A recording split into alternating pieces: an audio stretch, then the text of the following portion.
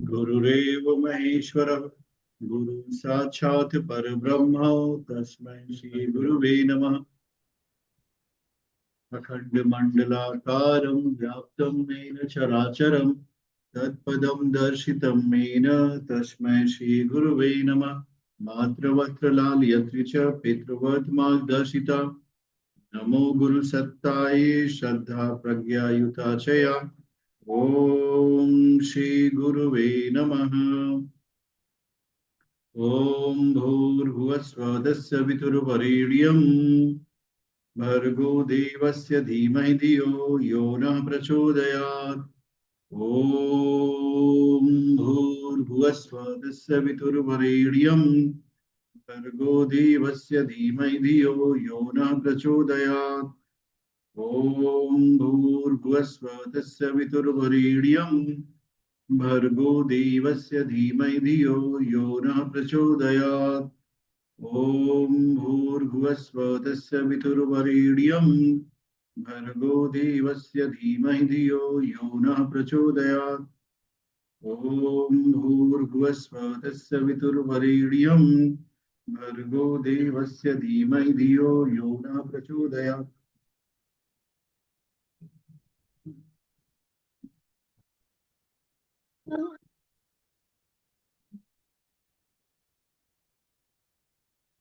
ॐ भूर्भुवस्वः।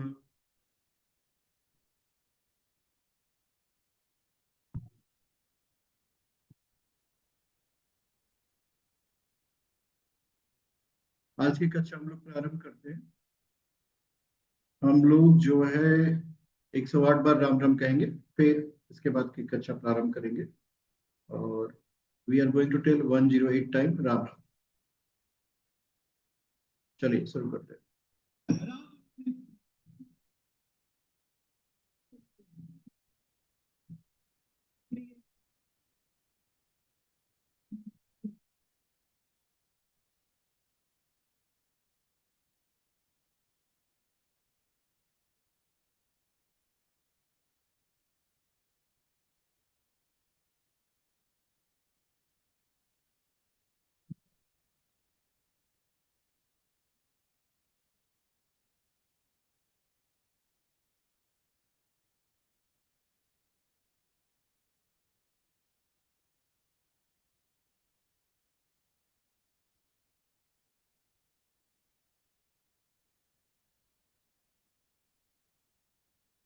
श्याम तदा शिव श्याम तदा शिव श्याम तदा शिव श्याम तदा शिव श्याम तदा शिव।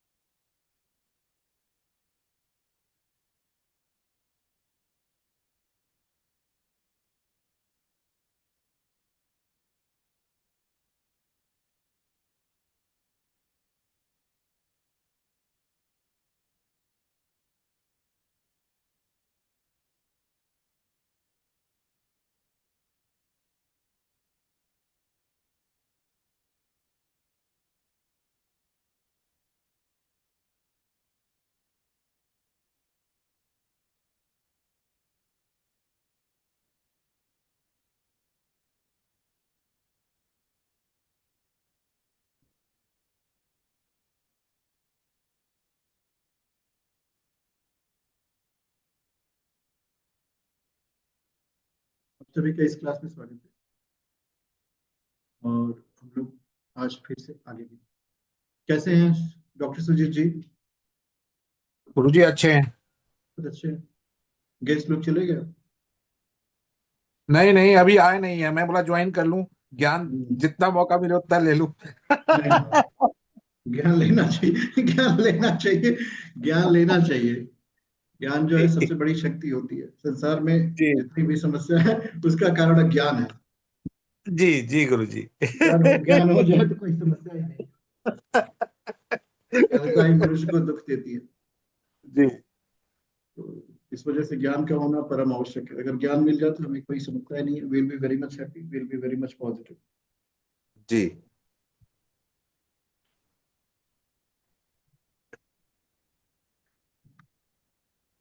आज हम लोग थोड़ा सा आगे की तरफ बढ़ेंगे, तो आगे की तरफ बढ़ते हैं।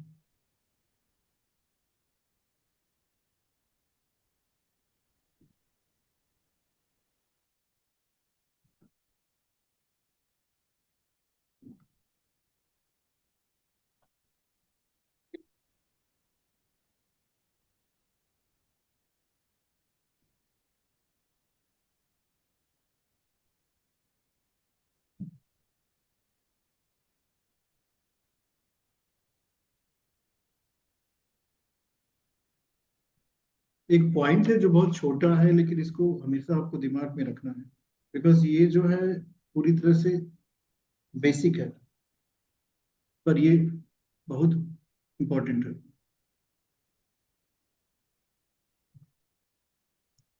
शुभ ग्रह और पाप ग्रह, और इनका ऑर्डर क्या होना चाहिए। कभी कभी हम इस पे बहुत फोकस करते हैं भाई। चंद्रमा, बुध, शुक्र, केतु,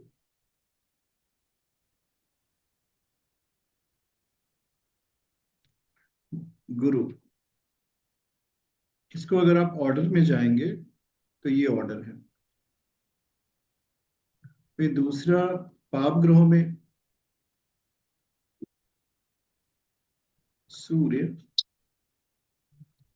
मंगल, शनि, राहु।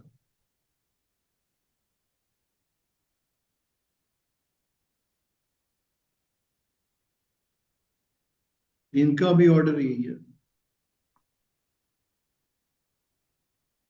इसमें एक एक्सेप्शन आ जाता है,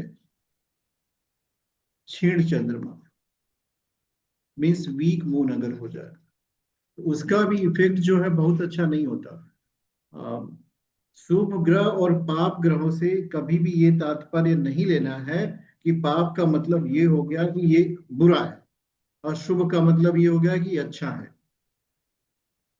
क्योंकि जीवन के जो पुरुषार्थ हैं उनमें अगर आप देखेंगे तो हमारे पास कुल मिला के 4 पुरुषार्थ होते हैं। धर्म, अर्थ, काम, मोक्ष। इसमें से श्रेष्ठ क्या है? बहुत सारे लोगों के अंदर ये भावना होती है केवल धर्म ही श्रेष्ठ है, धर्म बिना अर्थ के होगा ही नहीं।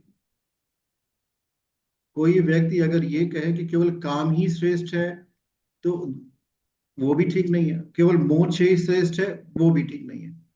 इसी वजह से ये जो 4 पुरुषार्थ हैं, धर्म, अर्थ, काम, मोक्ष, ये जितने ग्रह होते हैं कुंडली में, ये किन्हीं न किन्हीं पुरुषार्थों की तरफ ले जाते हैं।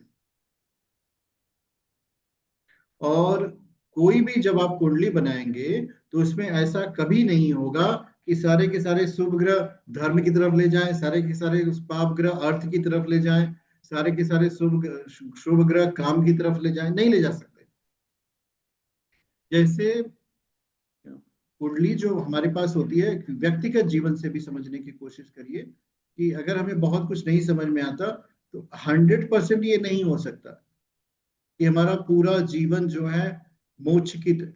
अगर मान लीजिए आपका 100% मोक्ष में गया तो शरीर तो तुरंत छूट जाएगा, मुक्ति तुरंत बाधा। तो ये जो 100% अचीवमेंट होता है नहीं होता। हम धार्मिक होते होते भी सूक्ष्म पाप कर डालेंगे। कभी कभी आप देखिए जैन धर्म के कुछ ऐसे भी लोग मिलेंगे जो अपने मुंह पे लगा लिए। अब उनसे पूछिए भाई इसका क्या लॉजिक है, कहेंगे कि सूक्ष्म जीवाणु जो हवा में घूम रहे, हमारी सांस की गर्मी से मर जाते हैं, तो उसका भी पाप मुझे लगेगा। तो इन पापों से भी हमें बचना है। तो हम क्या कोशिश करके इन पापों से बच सकते हैं? वो तो कोशिश कर रहे हैं, हम करते हैं? नहीं करते। We are not doing it. सारे लोग नहीं करते। इसका मतलब है सूक्ष्म अति सूक्ष्म हम अपने आप को बंधन में बांधते भी हैं। इन ग्रहों के ऑर्डर का हम क्या करेंगे? What we are going to do? क्या करने वाले हैं इनका? इन ग्रहों के ऑर्डर का हम ये करने वाले हैं कि जैसे सबसे पापी ग्रह, अगर आपको इसमें से डिसाइड करना हो कि which is most malefic planet, Rahu. सबसे शुभ ग्रह अगर आपको डिसाइड करना हो, गुरु। व्यक्ति बुरा बनेगा बनेगा राहु के पास जाके, अच्छा बनेगा गुरु के पास। ये कॉन्सेप्ट हमें अपने जीवन में रखना है। जो हैरान परेशान दुखी आत्मा आएगी वो राहु से आएगी। अब डॉक्टर के लिए कोई व्यक्ति जो है चिकित्सा शास्त्र का उपयोग कर रहा है, तो उसके लिए भाई बीमारी की वो पूजा करेगा कि व्यक्ति की पूजा करेगा? भाई बीमारियां बढ़ेंगी तो उसके बाद पेशेंट आएगा। बट ट्रू सेंस में तो उसकी प्रार्थना यह होगी प्रभु किसी को बीमार न करे। लेकिन अगर एब्सोल्यूट बीमारी खत्म हो गई तो उसका उपयोग जीरो हो जाएगा। तो आपके पास इससे प्रभावित लोग नहीं आते हैं।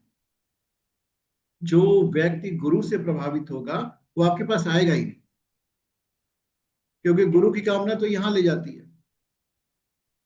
ये जो तीन है ना, अर्थ और काम, दो कह सकते हो। राहु का प्रभाव अर्थोपार्जन में और मानसिक कामनाओं के पूरा करने में बहुत ही सटीक लगता है।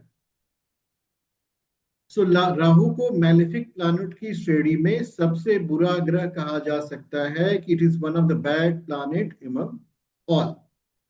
और राहु जितना बुरा होगा, क्या होगा? जब तक के साथ जितना जितना राहु की एनर्जी बैड होती चली जाएगी, उतना उतना जातक के साथ ये सिचुएशन क्रिएट होगी कि जातक हैरान होगा, परेशान होगा।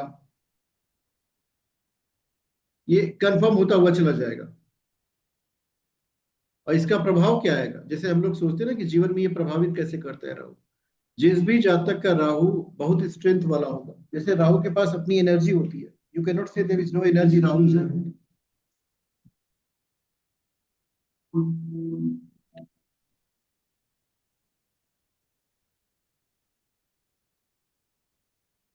जो राहु की एनर्जी होती है, ये it is not a good kind of energy. हमेशा याद रखिएगा, राहु की एनर्जी जो है व्यक्ति को जीवन में परेशान करती है। गुरु की एनर्जी क्या करती है? गुरु की एनर्जी जो है जीवन को आसान बना देती है। इतनी कठिनाइयां व्यक्ति के जीवन में राहु लेके आता है, उतनी कठिनाइयां कोई भी प्लेनेट नहीं लेके आएगा राहु। इस वजह से हमेशा इस बात का ध्यान देना चाहिए कि हमारा राहु कंट्रोल में हो। अगर आपका राहु कंट्रोल में नहीं है, नियंत्रण में नहीं है, तो इसका परिणाम क्या होगा? इसका परिणाम आपको यह मिलेगा कि आप जीवन में हैरान और परेशान रहोगे।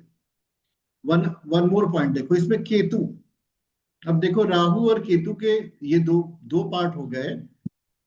यहां से Rahu is head and Ketu is body without head, कह सकते हो। Body without head. So Ketu के पास सिर नहीं है, राहु के पास धड़ नहीं है। जब ये आधा आधा आपके जीवन में होगा और केतु शुभ ग्रहों में चला गया, देखिए इसके पीछे का रीजन क्या है? जबकि राहु को आप पाप ग्रह में लेके आ गए, केतु जो है एक सीजर की तरह काम करता है। ये पॉइंट बहुत इंपॉर्टेंट है। केतु एक कैंची है और ये सीजर किसको काटेगा?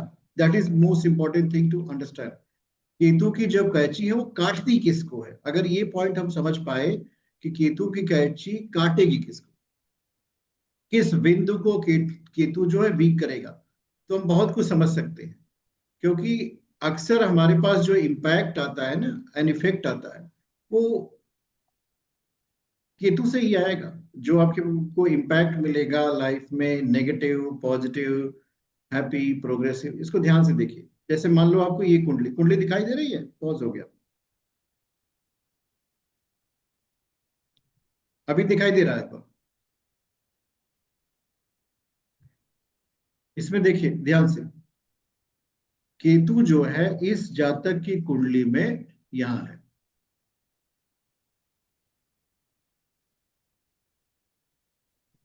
ये है पॉइंट।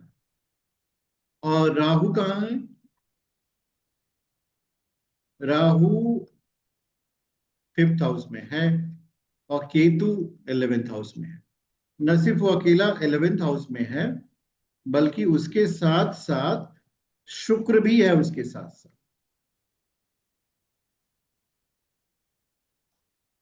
राहु जिस भी भाव में बैठेगा उससे संबंधित इच्छाएं जातक की अधूरी रहती।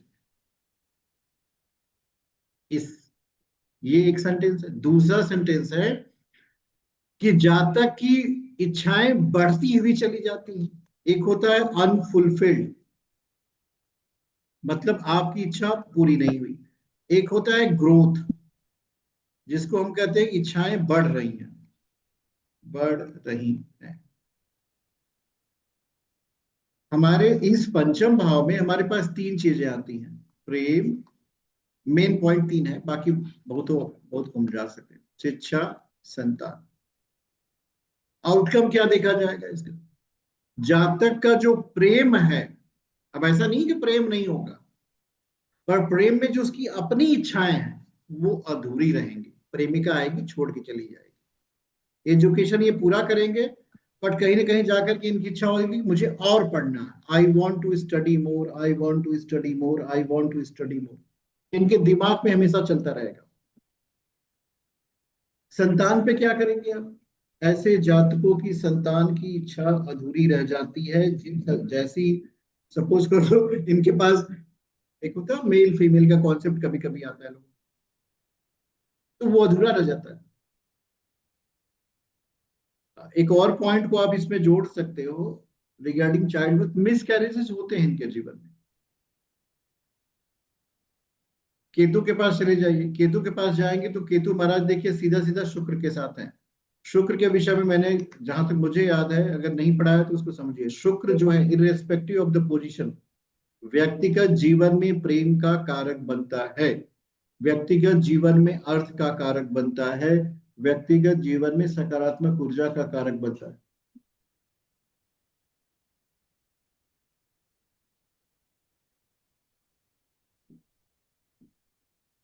तो शुक्र इन सब चीजों का कारण है।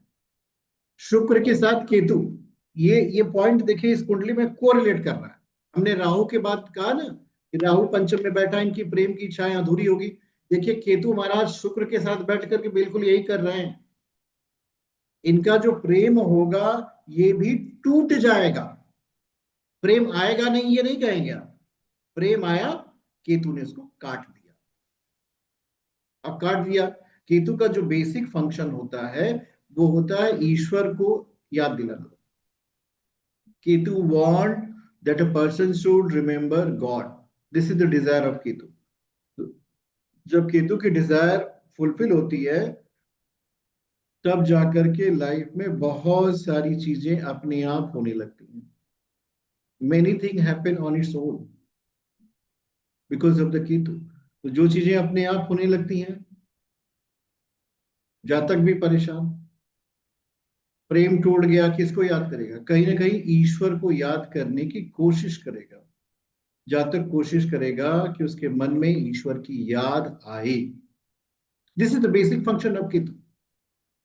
ऐसे जातक अगर आध्यात्मिक रूप से उन्नत होते हैं, सपोज कर लो ये जातक जो है स्पिरिचुअल हो गया, जहां जहां ही हम आपको आध्यात्मिक की बात करते हैं, हम स्पिरिचुअलिटी की बात करते हैं। पूजा पाठ is not the spirituality, remember रखिएगा। तो ऐसी स्थिति में क्या होगा? इसका प्रेम भी अच्छा हो जाएगा, इसकी शिक्षा भी अच्छी हो जाएगी, इसका संतान भी अच्छा हो जाएगा। सो कुंडली में हमेशा राहु और केतु के एस्पेक्ट को देखना चाहिए। जैसे कल हम लोगों ने चंद्रमा के विषय में पढ़ा था, वैसे ही राहु और केतु पे फोकस करिए। बेसिक प्रॉब्लम हमारे पास क्या आ जाती है कि जब हमारे पास पूरी की पूरी कुंडली खोल जाती है तो हमें पता ही नहीं कि हमको फोकस कहाँ करना है। 12 के 12 घर हम एक साथ नहीं देख सकते, this you have to keep in mind. हमें बिट बाय बिट देखना है। जब हम बिट बाय बिट कुंडली को देखेंगे तो हम जातक के विषय में बहुत कुछ बता सकते हैं, बहुत कुछ समझा सकते हैं। और जो हमारी कोशिशें होती है ना, व्हाट इज अवर ऑब्जेक्टिव, कि हम जातक को कुछ ऐसा बताएं जिससे जातक का जीवन अच्छा हो जाए। तो ये चीजें वास्तव में प्रभाव भी डालती हैं और फ्यूचर को भी गाइड करती हैं। मेन तो यही होता है ना कि हम फ्यूचर को गाइडेंस दे सकें। आइए एक और कुंडली को देखते हैं, केतु और राहु को समझेंगे, फिर हम लोग आगे बढ़ेंगे इस कुंडली में। अब इस कुंडली में ध्यान से देखिए, the position of Ketu and the position of Rahu. अगर आप इसको ध्यान से देख देख करके समझ सकते हैं तो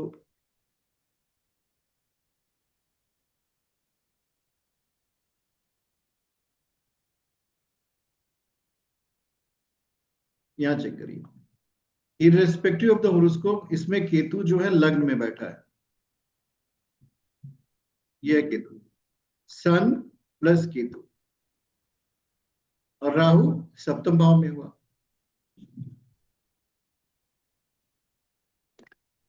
अब इसको आप जाते हैं समझने के लिए, भाई सप्तम भाव का राहु क्या जातक के जीवन में करेगा, what it is going to do. तो हमें कोरिलेट करना पड़ेगा, आखिर ये सप्तम भाव है किसका। ये पार्टनर का है, ये वैवाहिक जीवन का है। जातक को अपनी वाइफ से जो एक्सपेक्टेशन होगी वो फुलफिल करना काफी कठिन महसूस होगा। जो वाइफ से उसकी इच्छाएं होती हैं वो पूर्ण नहीं होती। कहीं ना कहीं ऐसा जातक जो है अपनी वाइफ से एक्सपेक्टेशन ज्यादा रखता है। तो जब इच्छाएं पूर्ण नहीं होती तो क्या होता है, there will be some sorts of misunderstanding. ये कुंडली सुखी वैवाहिक जीवन में बहुत परिश्रम मांगती है। It required lot of effort from the both the side. अगर एक साइड से भी आप थोड़ा सा एफर्ट लगा दोगे तो भी चीजें व्यवस्थित हो जाएंगी। अगर आप दोनों साइड से एफर्ट लगाते हो तो चीजें काफी व्यवस्थित हो जाएंगी। So many things will become very much positive, very much productive. और ये बहुत ज्यादा प्रेशर नहीं देगा व्यक्ति को।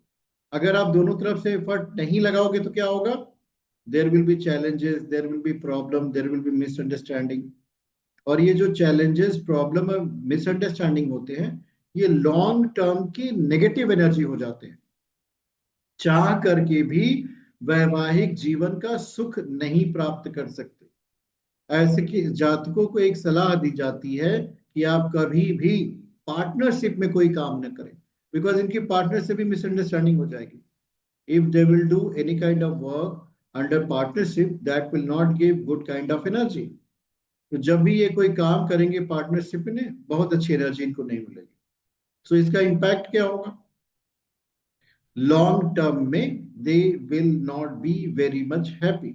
अगर ये अपने जीवन में आध्यात्म का सहारा नहीं लेंगे तो इनको बहुत खुशी नहीं मिलेगी।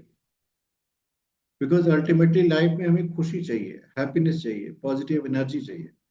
If will become very much spiritual तो हमें खुशी, पॉजिटिव एनर्जी, हैप्पीनेस मिलने लगती है, and that makes our life also very much better. तो ये होता है।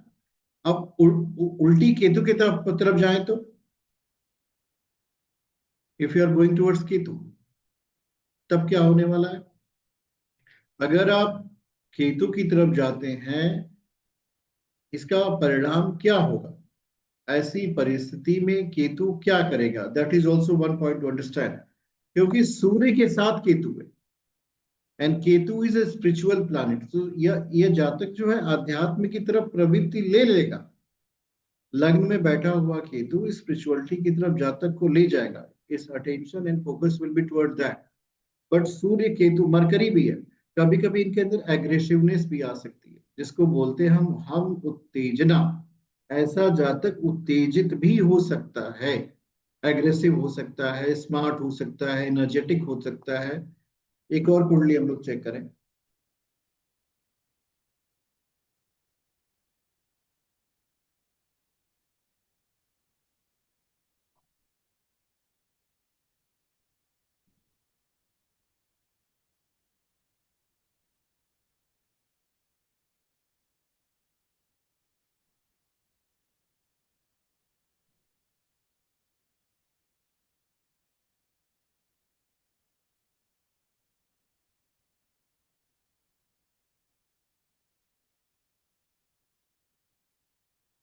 ये वाली कुंडली देखिए।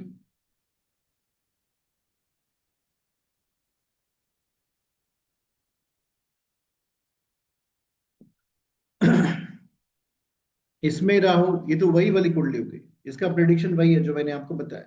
तो हमेशा कुंडली खोल करके जो पॉइंट हमने आपको बताया है उसको आप फोकस करिए। Most malefic planet is Rahu, most good planet is Ketu. तो हमें फोकस राहु और केतु पे हमेशा करना है। दूसरी चीज, इसके आगे के एस्पेक्ट को हम लोग समझे। एक एस्पेक्ट होता है क्षीण चंद्रमा। अब क्षीण चंद्रमा, इसको हम लोग कभी और समझेंगे।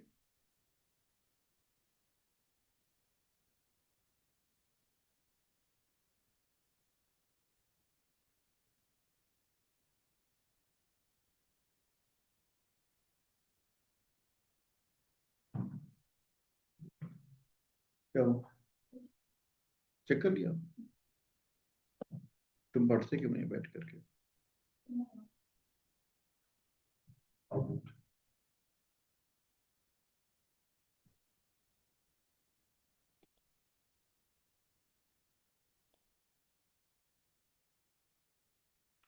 अब दूसरी चीज हमें समझनी है कि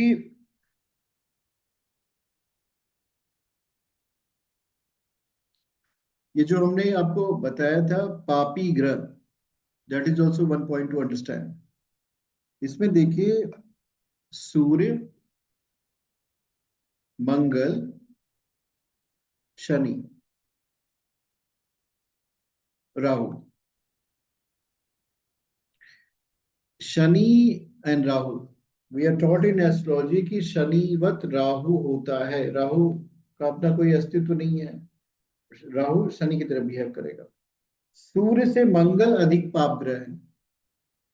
सूर्य जो है पाप ग्रहों की श्रेणी में कम पावरफुल है। कुछ आचार्य जो है क्षीण चंद्रमा को, जब चंद्रमा जो है वीक होगा तो उसको भी पाप ग्रह की श्रेणी में ले आते हैं। क्षीण चंद्रमा इज ऑल्सो पापी। तो क्षीण चंद्रमा इज पापी। सो इसको भी बहुत अच्छे से समझना चाहिए। जिस भी जातक का चंद्रमा वीक होगा तो आपको समझना है कि ये चंद्रमा जो है जातक को बहुत परेशान करेगा। जितनी एनर्जी जातक को चाहिए उतनी एनर्जी नहीं मिल पाएगी। Because as per the expectation, अगर आपको एनर्जी नहीं मिलती है so it is very much negative thing. आपको अपनी एक्सपेक्टेशन के अकॉर्डिंग ही एनर्जी चाहिए। और जब आप अपनी एक एक्सपेक्टेशन के अकॉर्डिंग एनर्जी पा जाते हो ना, तब आपको बहुत अच्छा लगेगा। इसी वजह से जिसका चंद्रमा वीक होता है ऐसा जातक डिसीजन मेकिंग में बहुत वीक हो जाता है।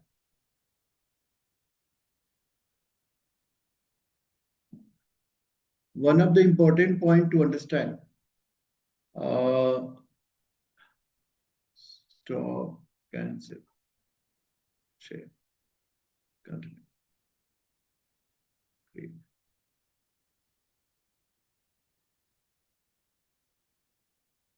कोई सी भी कुंडली आप खोल लो। अब खोलने के बाद सबसे पहले आपको क्या करना है, उस कुंडली में दो एस्पेक्ट आपको डिसाइड कर लेने हैं। एक तो गुरु को ढूंढ लो, जुपिटर का है। दूसरे शनि को ढूंढ लो। ये कुंडली में ढूंढिए आप। जैसे ये कुंडली मैंने खोल ली, मैंने गुरु को ढूंढा, गुरु मुझे नहीं मिला। आप में से किसी को मिला? देखो यहाँ पे गुरु है। जुपिटर को मैंने ढूंढ लिया। ढूंढने के बाद हमारे पास जुपिटर की जो दृष्टियां होती हैं 5, 7, 9, इस पे हम जाएंगे और उसको देखें कहाँ देख रहा है। 1, 2, 3, 4, 5, 5, 7, 9। इसके बाद हमें शनि महाराज के पास जाना है। We have to go near Shani. ढूंढिए शनि महाराज का। आप में से किसी को मिले? यहाँ मिल गए। देखिए शनि महाराज के पास जो दृष्टियां होती हैं, शनि के पास है 3, 7, 10। शनि महाराज के पास आप चले गए। यहां से गिनिए 1, 2, 3। सो अब इसको गिनेंगे, गिन करके आगे बढ़ेंगे। 3, 4, 5, 6, 7, 8, 9, 10। इसके बाद थोड़ा सा और आगे बढ़ जाइए।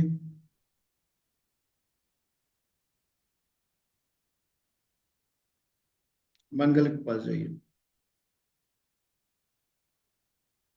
मंगल के पास दृष्टियां होती हैं 4, 7, 8। चेक करिए आपका मंगल कहाँ है।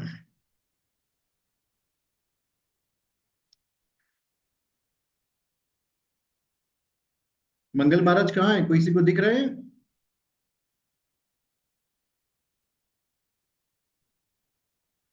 आप में से किसी को दिख रहा है इस कुंडली में मंगल कहाँ है? 8वें स्थान में है। नेट 8 में में। सर। हाँ यहीं पे है। 8 1, 8 2, में। 3, 4, 8 नंबर में। 4, 5, 6, 7, 8 हो गया। जुपिटर, शनि, गुरु, शुक्र को ढूंढ लीजिए। शुक्र आपका कहाँ है? Where is Venus? आप में से किसी को दिखाई दी? यहाँ पे देखो 1, 2, 3, 4, 5, 6, 7। 9 शुक्र मिल गए। अब आपको क्या करना है, ध्यान से समझिए। ये देखिए, मैंने जो है आपको पूरा चार्ट दिखा दिया।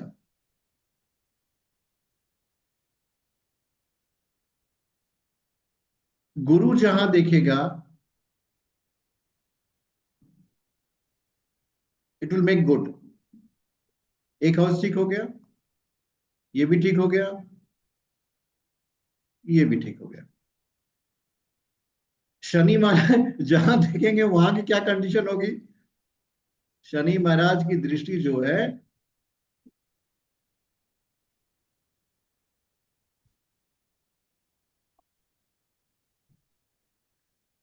ध्यान से समझिएगा।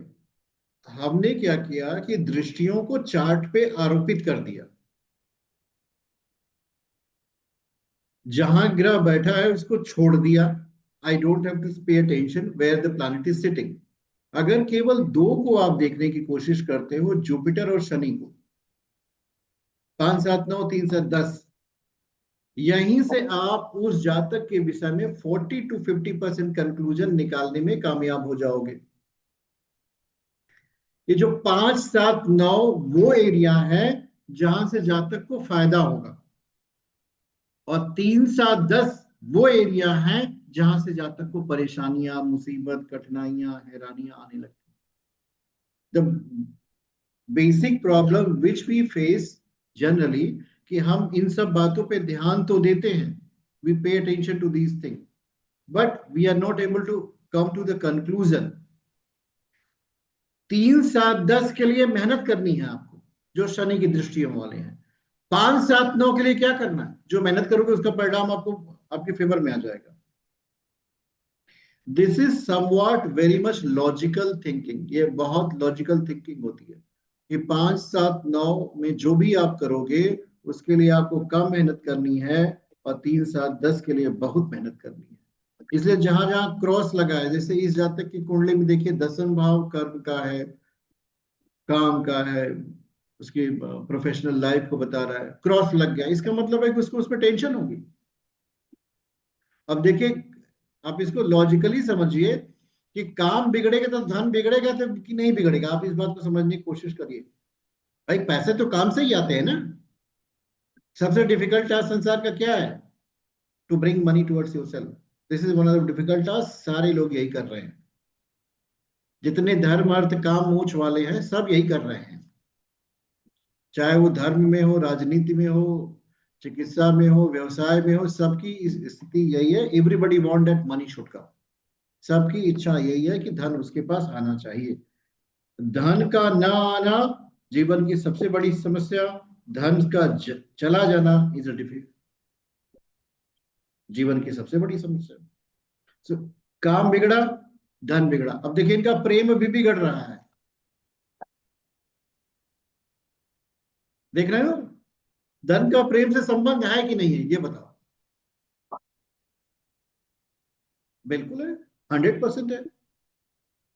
कोई हाइपोथेटिकल बात, दार्शनिक बात कही जा सके तो कही जा सके, बट प्रैक्टिकली आपको ऐसा फील होगा कि अगर आपके पास धन नहीं है तो आपके मित्र भी नहीं है कुछ भी नहीं है। और आप अगर बहुत ही मतलब समझ के लीजिए पावरफुल आदमी है, धनी आदमी है, कोई एक धर्म का काम शुरू करिए तो सब बहुत सहयोग करेंगे आपको, एवरीबडी विल कम फॉरवर्ड। तो वो इतना पावरफुल आदमी है भाई, उसका कुछ सहयोग करे जरूरत में हमारे काम आ जाएगा। इसका मतलब this is very much important entity. वहीं अब इसमें देखेंगे तो आपको एक बात समझ में आएगी, ये वाला पॉइंट समझिए। इस भाव को शनि भी देख रहा है, जुपिटर भी देख रहा है, इसका मतलब दोनों की पावर में क्लैश होगा। धन का आगमन स्लो होगा पर जुपिटर की दृष्टि इसको मेंटेन करने की कोशिश करेगी। और जहां क्लैश नहीं हो रहा है वहां की क्या स्थिति होगी, वहां तो कोई सपोर्ट नहीं है, वहां से आपको प्रॉब्लम होती ही रहेगी। तो आप पूरी दृष्टियों को कुंडली पे, अब देखो ढेर सारे चीजों को एक साथ फोकस करके प्रिडिक्शन में जाना डिफिकल्ट टास्क होता है। एक एक को करो, दो दो को करो, तीन तीन दिन को करो भाई, जितनी आपकी एक्सपर्टाइज बढ़ जाए उतना करते रहिए, because it depends on you. कभी कभी पूरा पढ़ने के बाद भी हमें भूल जाता है कि अब हमको कहाँ से कुंडली देखनी है, तो कहाँ से मुझे प्रिडिक्ट करना है कि जीवन में क्या होने वाला है। आपके पास अगर फलित नहीं हो पा रहा है तो कुंडली देखना शून्य है, शून्य है, शून्य है।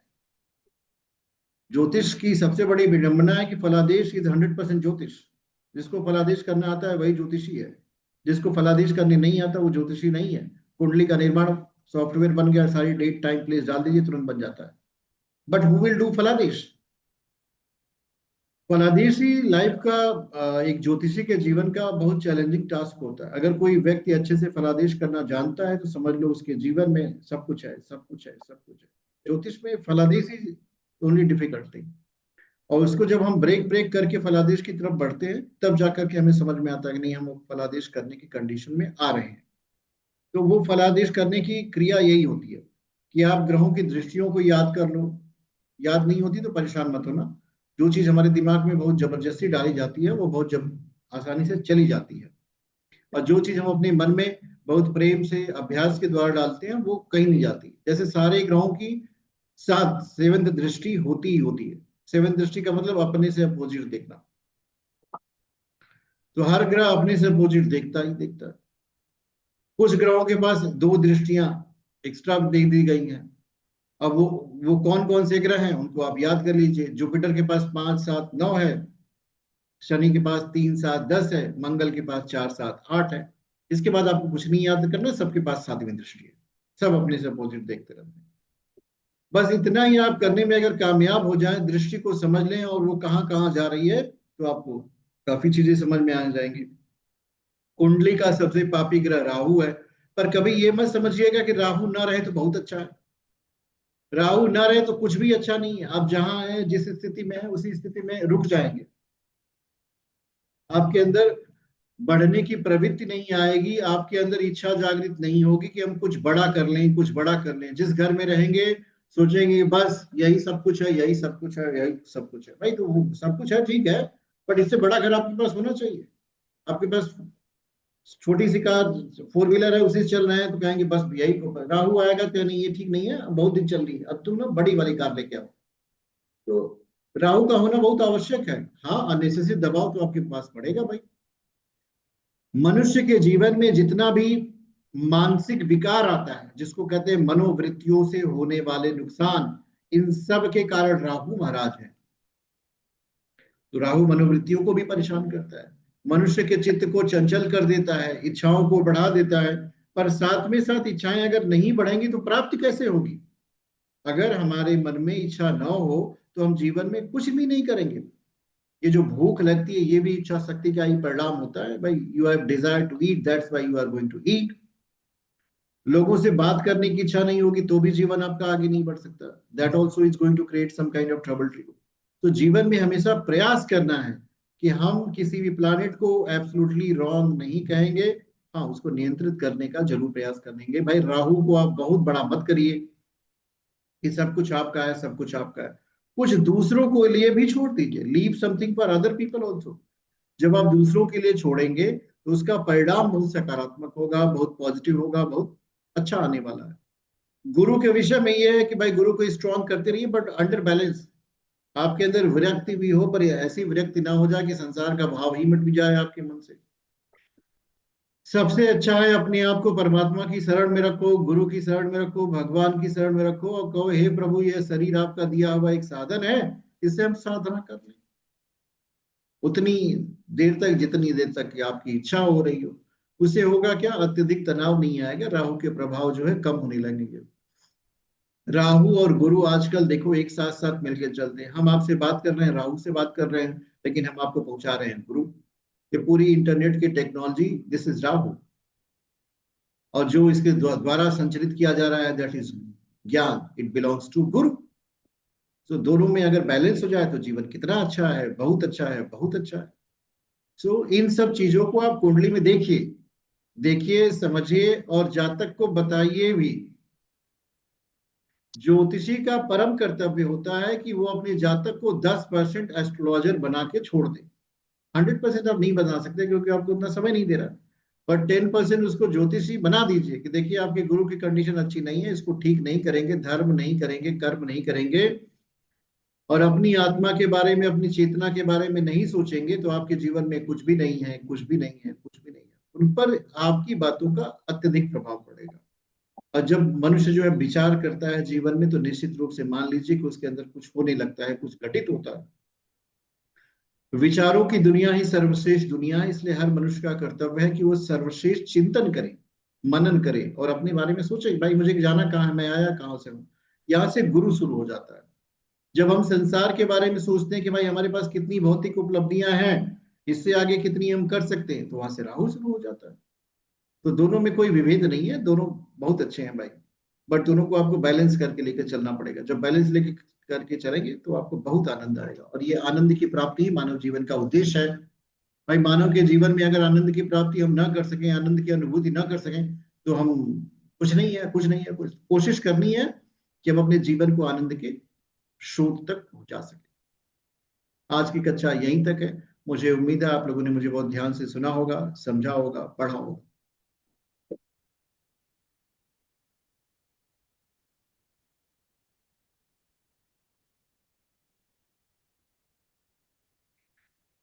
रश्मि जी, मेरी आवाज आ रही है आपको?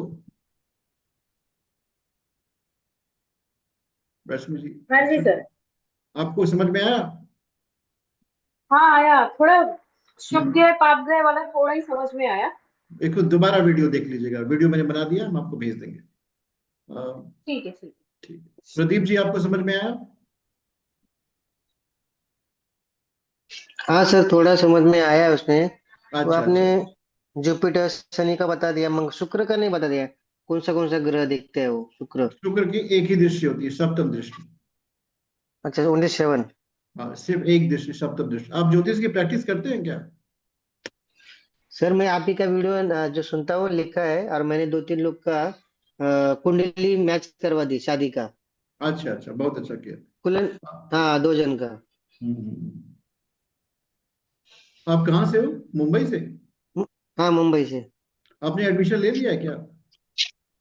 नहीं नहीं, एडमिशन नहीं लिया है। अच्छा अच्छा, एडमिशन ले लीजिएगा। ठीक है व्हाट्सएप सर। करिएगा, हम आपको शेयर कर देंगे, एडमिशन ले लीजिएगा। आपके अंदर बहुत अच्छी प्रतिभा है, इसको थोड़ा थोड़ा अगर आप जागृत करेंगे तो बहुत अच्छा काम करेंगे संसार के लिए। नहीं, मेरे को काम करना है सर, और मेरे कुंडली में भी लिखा है, हाथ में भी लिखा है कि मुझे हम्म। ज्योतिष में इंटरेस्ट है और काम करूँ मैं। हाँ जी, हाँ ठीक है जी, हाँ सर। जी। हाँ हाँ, तो लेकिन मेरे को ऐसा थोड़ा प्रॉपर डिटेल पीडीएफ पीडीएफ चाहिए ना, कि पढ़ाई करने के लिए कैसा लिखेंगे, क्या ऐसा जैसा अभी आप लिख के दिया, आज लिखा वैसा हम्म। आपसे भी लिख के दिया चाहिए, पीडीएफ या नोट्स से सर? हम आपको तो भेजेंगे क्या है? पीडीएफ, आप बिल्कुल परेशान मत होइएगा। मैंने अच्छा जो अच्छा। जो पढ़ा है उसको समझ जाइए, पीडीएफ हम आपको दे देंगे, खोल खोल के पढ़िएगा। ठीक है सर। और कौन बचा? हनी जी, आपको समझ में आया? Yes sir. आप कहाँ हैं? आप दिखाई नहीं दे रही हैं। सर यहाँ ठंड बहुत ज्यादा है। ठंड बहुत ज्यादा है? कहाँ हैं आप? गुजरात में? नहीं सर, राजस्थान। राजस्थान में? वहाँ कहाँ ठंड? ठंड तो हमारे यहाँ यूपी में है। नहीं सर, कल परसों तो बहुत थी, यहाँ पर तो बारिश भी हुई है। अच्छा। गौतम जी कैसे हो?